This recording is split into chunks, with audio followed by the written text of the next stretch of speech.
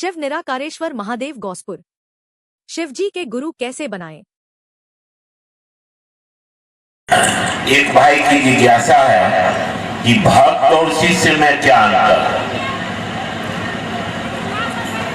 एक भाई ने पूछा है कि भक्त और शिष्य में क्या अंतर? आसमान जमीन का अंतर है। भक्त और चेला में आसमान जमीन का अंतर है। भक्त होने के लिए आपको शिष्य होना होगा। भक्ति बड़ी ऊपर की चीज है। मीरा गानी दीवानी कहने लगी, वो तो गली गली हरि गुण गाने लगी। भक्त है वो, मंसूर भक्त है, खुदा का प्रेमी है। भक्त बोले प्रेमी। मीरा के साथ क्या हुआ था? शादी के 6ठे साल उसका पति मारा गया राणा संगा के साथ युद्ध के मैदान में। पिता भी उसके मारे गए। बाद में उसका देवर राजा बना, वो भी लड़ाई में मारा गया।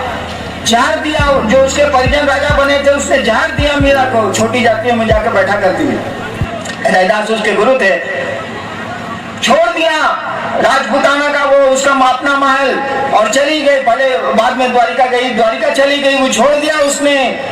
सोचिए भक्त इसको कहते हैं। हम लोग भक्त हैं। यहाँ से शिव को गुरु मान के गए, अब भीड़ हिले है, धक्का धुक्की होबे करेगा, थोड़ा बहुत देर में देर सटवे करेगा।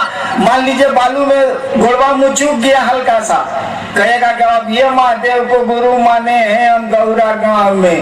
वो हिंदू तो सब गोड़ मुँह चूक गए, 4 साल के महादेव गुरु। यहाँ मीरा जहर पीती है, सुकरात जहर पीता है, ईसा सूली पे चढ़ता है, मंसूर कत्ल होता है।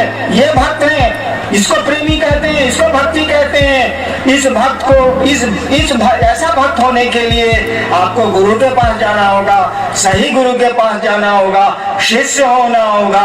और इसीलिए हमने तो पढ़ा नहीं है लेकिन सुना है, रामचरितमानस में लिखा है तुलसीदास जी ने, बिन युक्ति भक्ति न हुई। बिन युक्ति, बिना टेक्निक के, बिना लीवर के, बिन युक्ति भक्ति न हुई।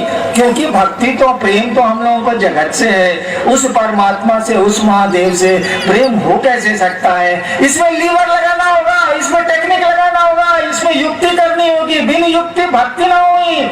और लीवर तो गुरु के पास है, तकनीक तो गुरु के पास है, सूत्र तो गुरु के पास है, सब कुछ तो गुरु के पास है। शिष्य और भक्त में बहुत ज्यादा का अंतर होता है। शिष्य तो शिष्य है, शिष्य तो अभी सीख रहा है, सीखने वाले को शिष्य बोलते हैं। संस्कृत में वैसे अनुशासन में मानने वाले को शिष्य बोलते हैं। शिष्य शब्द जो बना है ना, वो शस धातु से बना है। शिष्य शब्द जो बना है संस्कृत में, वो शस धातु से बना है। उसी शस धातु से बना है शासन, उसी शस धातु से बना है प्रशासन, उसी शस धातु से बना है अनुशासन। अंग्रेजी बहुत बढ़िया है। अंग्रेजी में डिसाइपल है डिसिप्लिन, डिसिप्लिन से डिसाइपल बना है। डिसाइपल बने चेला, डिसिप्लिन से डिसाइपल बन गया। अंग्रेजी ठीक है, अंग्रेजी में अनुशासन से बन गया शिष्य। जो अनुशासित नहीं है वो शिष्य हो ही नहीं सकता है। और संस्कृत में भी है शस धातु, उसी से शासन है, उसी से अनुशासन है, उसी से प्रशासन है, उसी से बना है शिष्य। शिष्य का मानी होता है जो गुरु के अनुशासन में रहे, जो गुरु कहते हैं वो करे, तभी वो शिष्य है।